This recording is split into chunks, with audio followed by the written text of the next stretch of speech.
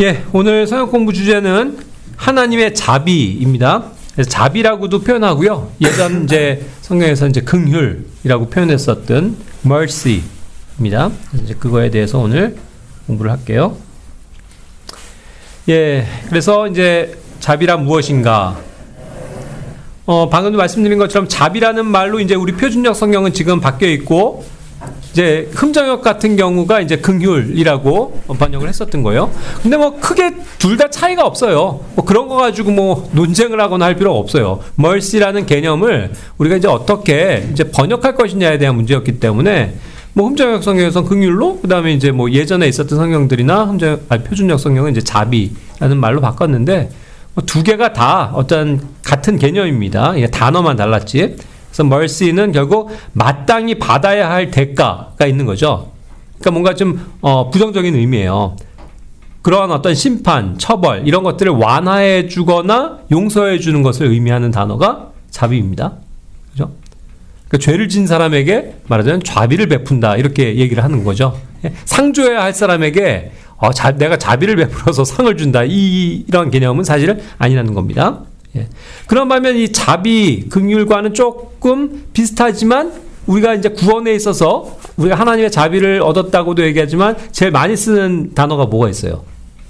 하나님의 입장에서 우리를 그러니까 그게 자비가 긍휼이란 말이고, 또 하나 자비와 그렇죠, 은혜.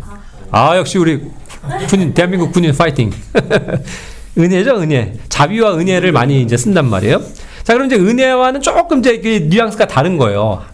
하나님께서 이제 값없이 주신 거지만, 은혜의 개념은 이제 받을 자격이 없는 자에게 값없이 주어지는 거거든요. 그죠? 그러니까 이제 은혜는 그런 거라는 거죠. 그러니까, 생각지도 못했어. 기대도 안 했어요. 뭔가 이걸 대가로 받을 만한 가치도 아닌데도 그냥 이렇게 딱 뭔가를 줬단 말이죠. 좋은 것을. 그랬을 때 그것을, 은혜에 감사합니다. 이건 참 은혜다. 이렇게 얘기를 하는 거죠. 하지만 자비는 조금 다른 개념인데, 마땅히 어떠한 이 사람이 혼이 나야 되고 심판을 받아야 되는데 내가 자비를 베풀어서 그것을 면하게 해주겠다. 그런 개념이란 말이죠. 그래서 그 두 개가 조금 이제 차이가 있다라는 거예요. 자, 그런데 이제 은혜도 그렇지만 자비도 다 하나님의 속성입니다. 그렇죠? 예. 예수 그리스도께서 육신을 입고 오셨을 때 요한복음 1장에서도 은혜와 진리가 충만하다 하시다라고 표현하면서 주님께서 은혜로서 세상에 오신 것에 대해서 얘기했죠. 그러니까 예수님의, 하나님의 굉장히 중요한 속성 중에 하나가 은혜라는 거예요. 우리에게 값없이 뭔가 구원을 선물로 주시는 측면에서의 은혜. 그죠? 그런데 이제 또 하나의 개념 가운데 자비라는 게 있단 말이에요. 그래서 이제 저번 주부터 해서 계속 이제 우리가 하나님의 어떤 속성을 배우게 되는데, 하나님은 또 진리이시다, 또 하나님은 사랑이시다, 뭐 이런 것들도 배웠죠. 그런데 오늘은 또 하나님은 자비로우신 분이다, 이러한 측면이에요. 그래서 이것이 이제 정말 중요한 하나님의 속성인데, 느헤미야 9장 31절 말씀에 보면, 그럼에도 불구하고 당신의 위대한 자비들로 인하여 당신께서 그들이 모조리 진멸시키지 아니하셨고 그들을 저버리지도 아니하셨나이다. 이는 당신께서 은혜로우시고 자비로우신 한 하나님이시기 때문이다 라고 고백해요.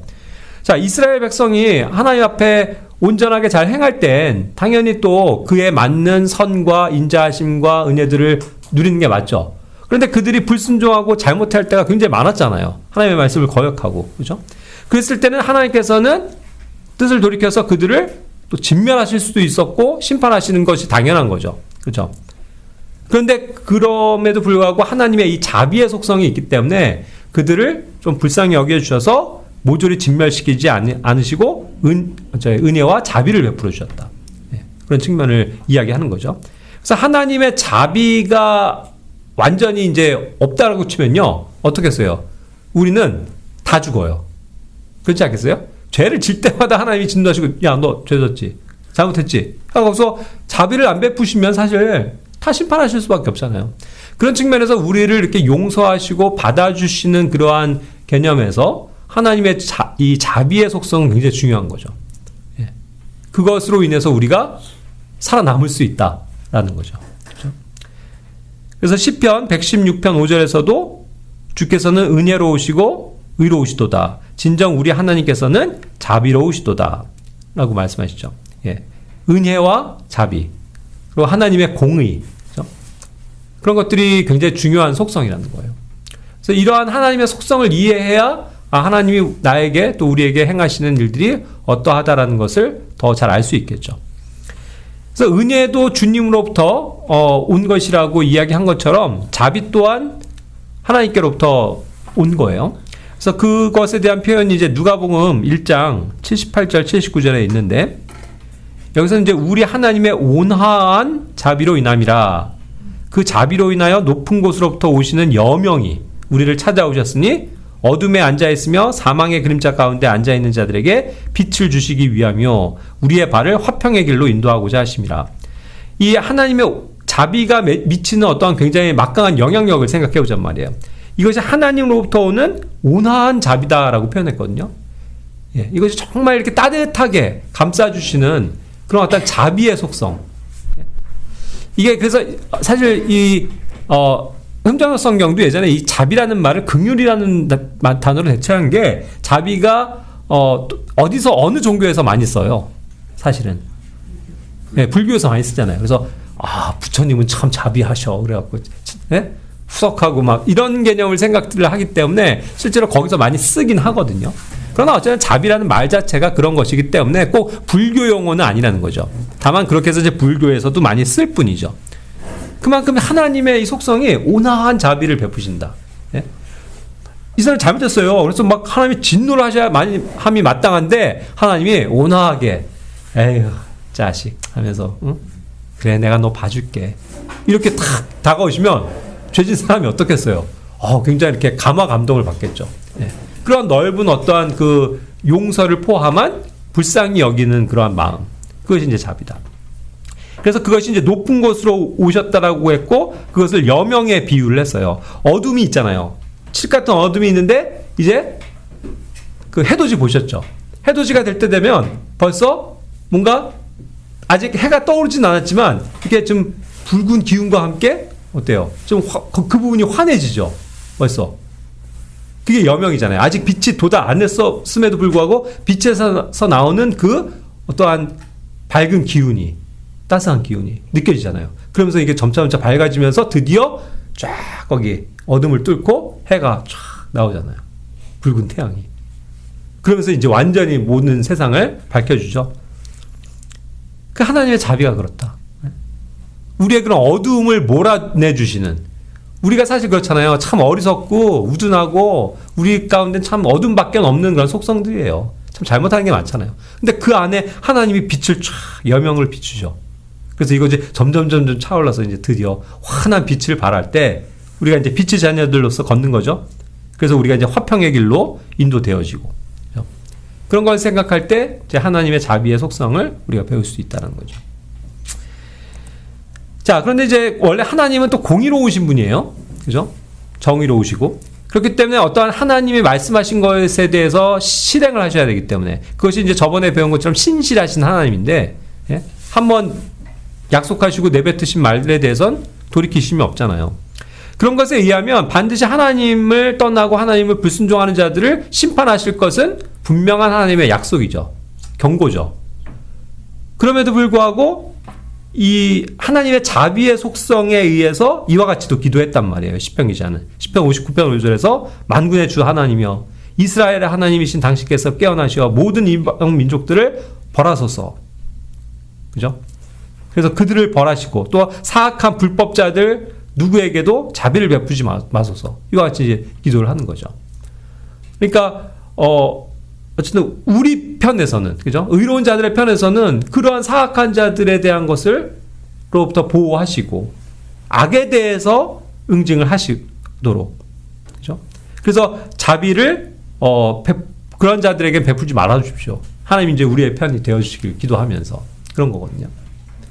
맞아요. 하나님의 어떠한 그 공의에 대한 속성에서 보자면 심판할 자를 반드시 심판하셔야 되거든요. 그죠? 근데 그것을 이제 상대적으로 우리의 편에서 보면 그 논리대로 하나님의 공의만 내세워서 잘못한 것들을 다 그냥 심판만 하신다면 우리조차도, 예? 우리가 어리석기 때문에 언젠간 심판받을 수밖에 없잖아요. 그러니까 이제 그런 면에서는 또 반대로 하나님의 공의가 있지만, 예, 반드시 불법을 행하는 사악한 자들에게 대해선 자비를 베풀지 말고 응징을 하시되 그것을 이제 돌이키는 자들에 대해서는 자비와 긍휼을 베풀어 주십시오. 이런 이제 기도가 상반되게 나올 수 있는 거겠죠. 자, 그렇기 때문에 이제 중요한 건 뭐냐면 하나님은 회개하고 자비를 하나님 앞에 구하는 자에겐 어떻게 하신다는 거예요? 약속이 자비를 반드시 베푸시는 분이라는 거죠. 긍휼을 베푸세요. 누가복음 18장 13절에서도 세리와 또 그 전에 바리새인들의 기도를 비교하셨죠. 바리새인들은 막 걸컥하게 막 서가지고 막 손을 들고 막 사람들 앞에서 큰 소리로 기도하면서 자기가 뭔가 대단한 일을 하는 것을 막 알리면서 기도했지만 세리는 어때요? 그 죄인된 입장에선 저 구석에 가고 그냥 고개를 떨고 주여 하면서 하늘을 우러러 보지도 못하고 그냥 자기 가슴을 치면서 주님, 하나님, 저는 죄인입니다. 통곡하면서 그죠? 제발 저에게 자비를 베풀어 주십시오. 이와 같이 이제 기도를 한다는 거죠. 그죠? 그러니까 이것은 어떻게 보면 우리의 죄에 대한 뉘우침에서 오는 속성이 돼야 돼요. 우리가 죄를 졌을 때 잘못할 수 있는데 그럴 때 하나님 앞에 나아가서 주님 용서해 주십시오. 저에게 자비를 베풀어 주십시오. 주님의 그러한 은혜와 긍휼이 없이는 자비가 없이는 저는 죽을 수밖에 없습니다. 용서해 주십시오.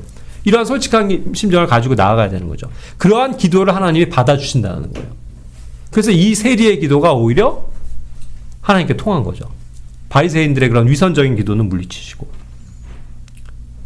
마태복음 이제부터는 그래서 얼마나 이 자비를 구하는 자들의 태도가 이제 절절하게 나오는지 쭉 살펴볼 텐데 뭐 여러 군데 나오지만 마태복음만 보더라도 9장 27절에서는 그 두 명의 그 눈먼 사람들이 나와요. 예? 그 눈먼 사람들이 와서 소리치죠. 다윗의 자손이요. 예? 우리에게 자비를 베풀어 주십시오. 항상 하나님 앞에 나오는 이 죄인들의 표현은 병을 고침받고자 하는 이 불완전한 자들의 기도의 첫 번째 단어가 뭐예요? 자비, mercy. 주님의 자비를 구합니다. 그죠? 자, 아까도 얘기했어요. 은혜를 구한다는 속성보다 자비를 구한다는 측면은 아까도 얘기했지만 내 입장에서 보면 나는 죄인이란 말이에요. 그죠? 나는 가치가 없어요. 그래서 그냥 이렇게 살다가 죽는 게 맞아요. 그렇죠? 방법이 없다고요. 그러니까 하나님 앞에 매달리는 단어는 주님 자비를 베풀어 주십시오. 저에게. 긍휼을 베풀어 주십시오. 이러한 자세로 나간다는 거죠. 모든 그러한 죄인들 또 병을 가졌었던 사람들이 주님 앞에 믿음을 가지고 나올 때는 항상 이와 같았어요. 마태복음 15장 22절에서도 가나안 여자가 나오죠. 이 이방 여인도 소리치거든요. 주여 다윗의 자손이여 제게 자비를 베풀어 주십시오. 누구를 위해서? 자기 딸 제발 좀 살려주십시오. 마귀가 들렸습니다. 저와 저의 딸에게 자비를 베풀어 주십시오. 눈물로서 나오잖아요. 막 사람들이 막 말리고 야 지금 그만 좀 소리치세요. 뭐 가세요 해도 막 와서 자비를 베풀어 주십시오. 그죠? 그래가지고 이제 뭐 주님도 그런 이방에서 온 사람들에서는 다 그랬잖아요. 나는 잃어버린 우리 백성들에게 왔지 너희가 아니다. 개들이라고까지 표현하시잖아요. 그랬을 때 주여 맞지만 맞습니다만 개들도 우리 주인의 상에서 떨어진 부스러기라도 먹지 않습니까? 그런 믿음으로 나와서 자비를 구했죠. 그랬을 때 고침을 받았단 말이에요. 마태복음 17장 15절에서도 주여 어떤 사람이 아들에게 자비를 베풀어 주십시오. 그가 정말 정신이 이상해서 지금 고통받고 있습니다. 자비를 베풀어 주십시오. 역시 고쳐주시죠. 마태복음 20장 30절 31절에서도 또 다른 종류의 두 명의 눈먼 남자들이 나와요. 소리를 지르죠. 다윗의 자손이요 우리에게 자비를 베풀어 주십시오. 그랬을 때 또 말리잖아요. 제자들. 시끄러워요. 저리 가세요. 지금 우리 예수님 좀 바쁘세요. 그래도 그냥 아랑곳하지 않고 더 크게 그냥 소리를 지키면서 다윗의 자손이요 우리에게 자비를 좀 베풀어 주십시오 하면서 막 그냥 엄청나게 큰 소리로 막 따라다니는 거죠. 어때요? 통하죠. 주님은 정말 마음을 다해서 하나님의 그런 자비를 구하는 자들에게 응답하시는 분이라는 거죠. 결코 외면치 않으세요. 그러니까 우리가 어때야 돼요? 이런 자세를 통해서 배워야 돼요. 나아가야 돼요. 주님, 저에게 자비를 베풀어 주십시오. 도와주십시오. 그죠? 그런 걸 좋아하신다니까요, 주님은. 그리고 그렇게 하나님 앞에 나아가는 게 믿음이고, 뭐 그렇게 우리가 대단하다고 뻗팅기면서 기도도 안 해요. 하나님 됐어요. 뭐 제가 알아서 할게요. 그 정도는 제가 다 처리할 수 있습니다. 이러고 있냐고요. 아니죠. 우리 아무것도 못합니다, 주님. 제발 자비를 베풀어 주십시오. 그러니까 주님의 자비가 우리에게 베풀어져서 일하시면 모든 게 해결된다는 거죠. 자, 이 자비가 무엇인가를 다시 한번 이제 구약적인 걸 좀 빼고 그 신약적인 의미에서 자비와 딱 관련된 하나의 예가 무엇일까를 생각할 때 누가복음 10장에 나오는 그 선한 사마리아인 얘기 아시죠? 그것도 역시 단순한 비유가 아니고 실질적인 건데, 그래서 구체적으로 나와 있죠. 예루살렘에서 여리고로 가는 어떠한 사람이 당한 비극적인 불행을 얘기하고 있는 거예요. 가다가 어떤 사람을 만나요? 강도, 도둑들을 만났다고요. 그죠? 근데 사실 여기 뭐 도둑들이라고는 했지만 그냥 단순히 뺏어가는 게 아니고 뺏어가려고 하는데 안 된다고 뭐 버팅걸 수도 있겠죠. 그러니까 막 의상을 벗기고 때려서 상처를 입히고 그래서 반쯤 죽은 상태가 됐다고 했잖아요. 우리가 그런 표현 쓰잖아요. 사람 반 죽여놨다고. 그죠? 꼼짝을 못하고 완전히 그냥 그러기 상태로 되게끔 막 패놓고 뺏어간 거예요. 그러니까 도둑이라고 표현했지만 사실 강도죠. 엄청난 상해를 입히면서. 근데 이제 그 장면을 그 종교 지도자의 대표적인, 예? 오늘날로 따지면 뭐 목사들이 목사 한 명이 딱 가다가, 거룩한 목사가 딱 가다가 그 불쌍한 피를 철철 흘리면서 쓰러져 있는 사람을 발견해요. 딱 보더니 어떻게 해요? 살며시 다른 길로 싹 피해가는 거야. 나 얽히기 싫어. 저 사람 내가 뭐 도울 게 아니야. 피해가잖아요. 그렇죠?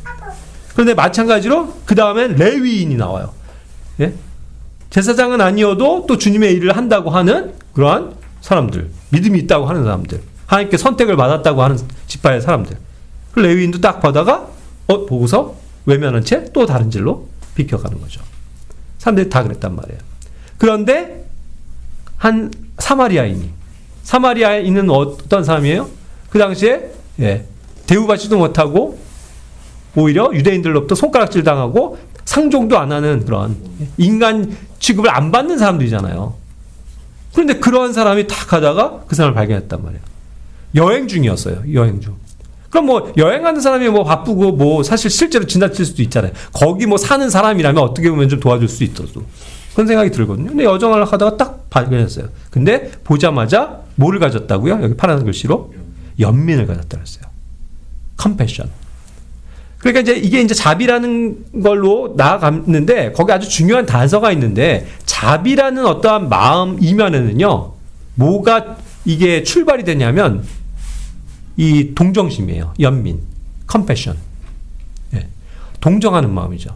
근데 단순히 뭐 불쌍한 사람들 동정한다 이런 개념의 컴패션이 아니라요. 컴패션은 정말 불쌍히 여기는 마음을 가져주는 거예요. 그죠? 저 사람 너무 불쌍하다 이거죠. 그죠? 이렇게 쓰러져 있네. 막 피를 절절 흘리는데, 이거 어떻게 하면서 되게 도와주고자 하는 그런 어떤 불쌍히 여기는 마음. 그렇죠? 우리가 서울역에 전도를 하지만 거기 노숙자들 많잖아요.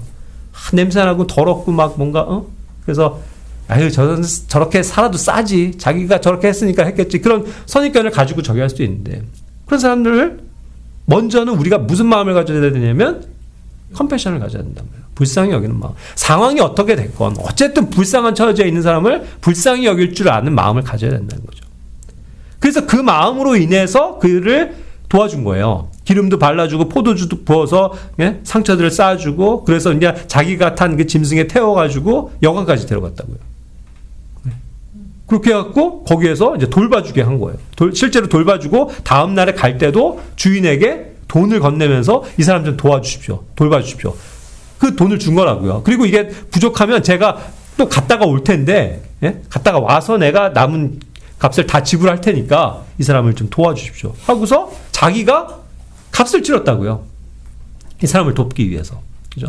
죽어가고 있는 이 사람을 아무도 외면하진 않았지만, 한 사람은 오히려 죄 있다라고 여겼었던 그 사마리아 그 사람은 이 사람에 대해서 불쌍히 여기는 마음을 가졌고 자기의 값을 지불했다. 희생해서 그를 건져주었다. 그에게 다시 생명을 불어넣어준 거잖아요. 그를 살린 거잖아요. 그러니까 누가 떠올라요? 당연히 이 선한 사마리아인은 누구를 예표하겠어요? 예수님을 예표하죠. 사람들은 사손가락질 했지만 하나님의 아들로서 조용히 오셔서 그런 불쌍한 처지에 있는 사람들을 불쌍히 여기시면서 그들을 도와주시고 건져주셨다는 거죠.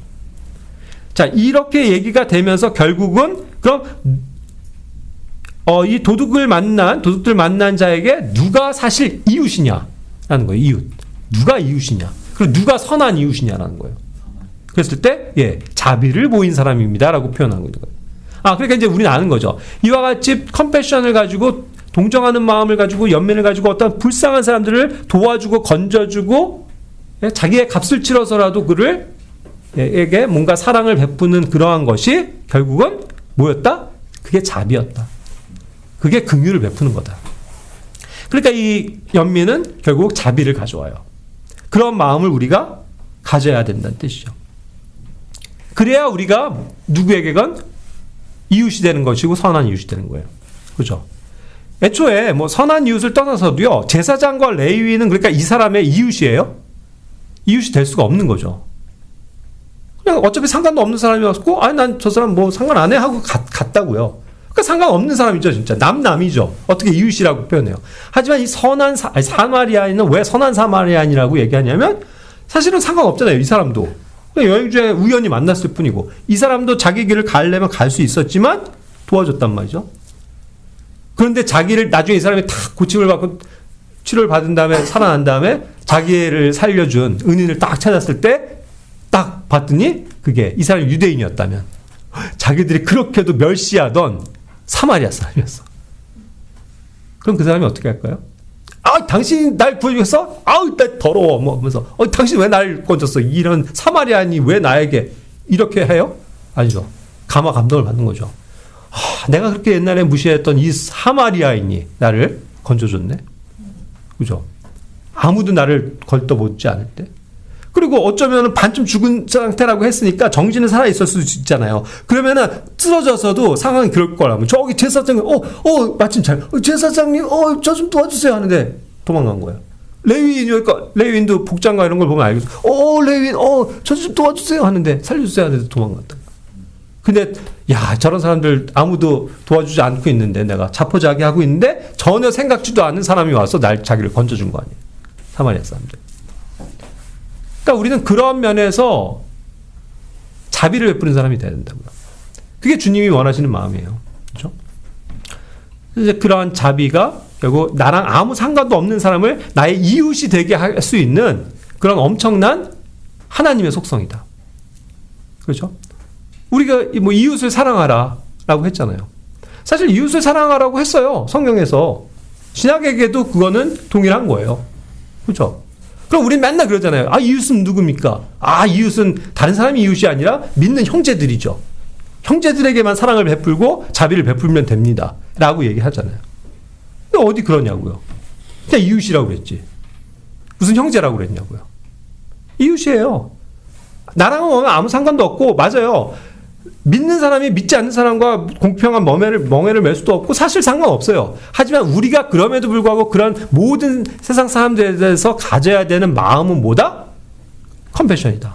그리고 그것에 의해서 하나님의 어떤 정말 그런 마음을 품게 되면 우리가 그들에게도 자비를 베풀 수 있다. 그 자비 가운데 뭐가 있었던 거예요? 자기의 희생이 있었던 거죠. 자기 기름 다 썼죠. 자기 포도주 다 썼죠. 자기 돈 다 썼죠. 그죠? 그러면서도 시간 낭비하고 사실은 다시 돌아와서 도와주고. 그게 주님의 자비가 없으면 어떻게 되냐는 거죠. 그래서 이런 건 참 오히려 우리가 참 많이 생각해 봐야 될 영역인 것 같아요. 그래서 이제 하나님의 자비를 우리가 속성을 배운다면 역시 우리가 또 힘써야 될 건 뭐예요? 우리도 그 하나님의 마음을 가지고 자비를 베푸는 삶이 돼야 된다는 거죠. 그렇죠? 그래서 마태복음 9장 13절에서도 얘기하잖아요. 하나님께서 원하시는 건 종교적인 게 아니에요. 희생제물 바치고 뭐 성수주의라고 11조하고 뭐 열심히 뭐 섬기고 이게 중요한 게 아니라 자비를 원한다. 자비를 베풀어라. 내가 너희에게 자비를 베푼 것처럼 너희도 자비를 베풀어라. 그거죠. 그리고 그 자비를 베푸는 대상이 누구냐는 거예요? 그래서 아까 자비라는 말이 되게 중요하다고 그러는데 정말 불쌍한 사람이에요. 그죠? 죽을 수밖에 없고 심판받을 수밖에 없고 형벌을 받아야 마땅한 그런 사람인데도 그에게 자비를 베푸는 거잖아요. 그래서 그를 오히려 돌이키게 만드는 거잖아요. 그게 자비의 속성 아니에요? 그러니까 그러한 자들을 불러서 회개에 이르게 하는 그런 어떤 강력한 힘이 그리스도의 자비에 있다. mercy. 긍휼에 있다. 그러니까 우리는 이러한 마음을 배워야 된다는 거죠. 마태복음 23장 23절에서도 위선자들을 꾸짖으시잖아요. 서기관들, 바리새인들 그런 사람들에 대해서 항상 종교적이고 그냥 맨날 그런 종교적인 행위들은 엄청 많이 하지만 그래서 내는 것도 많고 11조도 내고 모두 하고 이러지만 정말 중대한 상황인 공의를 베푸는 거, 그 다음에 자비를 베푸는 거, 그리고 믿음을 실행하는 거 이게 빠져 있다고 그랬잖아요. 그러니까 이거를 실행해야 된다. 그러니까 이제 마땅히 당연히 주님께 드리는 것도 드려야 되지만 이게 빠지면 안 된다는 거죠.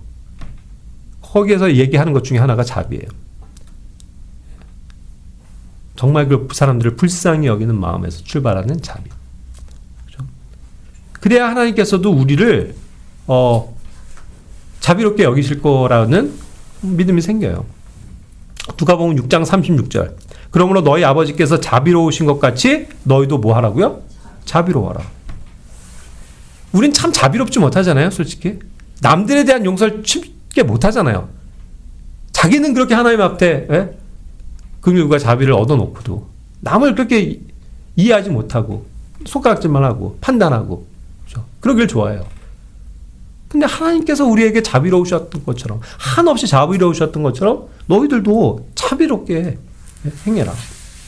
그렇죠? 야고보서 2장 13절에서는 그 이유를 자비를 전혀 보이지 않는 자는 자비 없이 심판을 받을 것이기 때문이라. 그런즉 자비는 심판을 이기고 크게 기뻐하느니라 말씀하셨어요. 결국 내가 자비를 다른 사람들에게 베풀지 않으면요 하나님도 나를 자비 없이 심판하실 줄 알아라 이거예요. 그죠? 우리가 받는 심판은 지옥에 가는 심판이 아니잖아요. 하지만 그리스도의 심판석에서 분명하게 우리의 말과 행동에 대해서 반드시 심판을 받게 될 텐데 거기에 우리의 삶을 딱 들여다보실 때 주님이 야 너는 왜 이렇게 자비 없이 다른 사람들에게 판단만 하고 그렇게 베풀어야 될 때 자비를 베풀어야 될 때 배우지 않았냐? 왜 용서해야 될 때 용서하지 못했냐? 왜 불쌍히 여겨야 할 때 불쌍히 여기지 못했냐? 왜 그들을 도와줘야 될 때 돈을 꺼내다 말았냐? 이런 거 아니겠어요? 그러니까 이제 그러한 것대로 보응을 받기 때문에 우리가 정말 이 자비를 가지고 있을 때 이렇게 심판을 이기고 크게 기뻐할 수 있는 그게 엄청난 그 주님의 능력이라는 것을 배워야 할 것 같습니다. 예. 마지막으로 지옥에서는 그래서 자비가 없어요. 누가복음 16장 24절 말씀. 그렇죠? 거기 이제 거지 나사로와 부자의 사건이 나오잖아요. 그렇죠? 그랬을 때 여기서도 지옥에서 자비를 베풀어 달라고 간구하고 있는 거잖아요. 아브라함이요. 아브라함을 보면서 나서 제발 제 혀에 물 한 방울만이라도 좀 적혀 주십시오. 제가 너무 고통을 심하게 받고 있습니다. 제발 저에게 자비를 베풀어 주십시오. 요청하시잖아요. 그렇죠? 그런데 거기에서는 자비를 얻을 수 있어요? 없어요. 아까 원리를 얘기했잖아요. 이 세상에서 우리가 살면서 하나님 앞에 바짝 엎드려지고 하나님 저를 도와주십시오. 자비를 베풀어 주십시오. 라고 나아가면 반드시 하나님께서는 자비를 베풀어 주시는데 지옥에서는 안 통한다.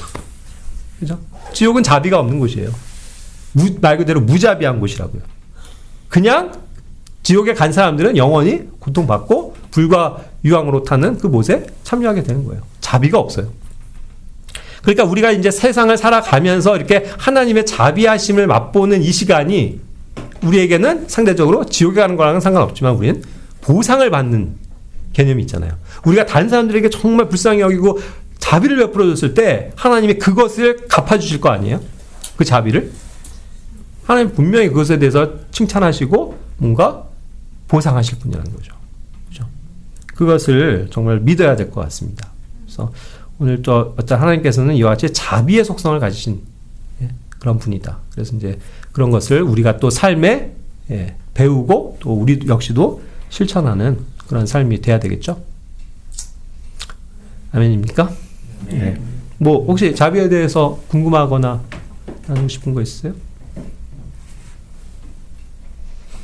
자비의 범위가 범위요? 악인 때까지도 자비를 해야 돼요. 그 저희 구약적인 예전에는 아까 시편에서도 얘기했죠. 그래서 하나님 정말 저렇게 사악한 자들은 다 쓸어버리시고 자비를 베풀어 주지 말아 주십시오라고 심정적으로 기도할 수는 있죠. 그렇죠? 그러나 또 우리가 신약적인 경륜 하에서는 그럼에도 불구하고 그런 무지하고 악한 자들을 주님은 다 받아주셨잖아요. 한없이. 그런 또 자비를 생각할 때 우리가 그 사랑과 자비를 힘입어서 다른 사람들에게 자비를 베풀 수만 있다면 그는 굉장히 그런 믿음의 삶을 사는 것이 아닐까. 힘들지만. 그래서 가급적이면 우리가 원수에게 대해서도 자비를 베풀 수 있는 마음을 가지면 분명히 승리할 것이다. 라는 생각이 듭니다. 예, 그럼 기도하고 마칠까요?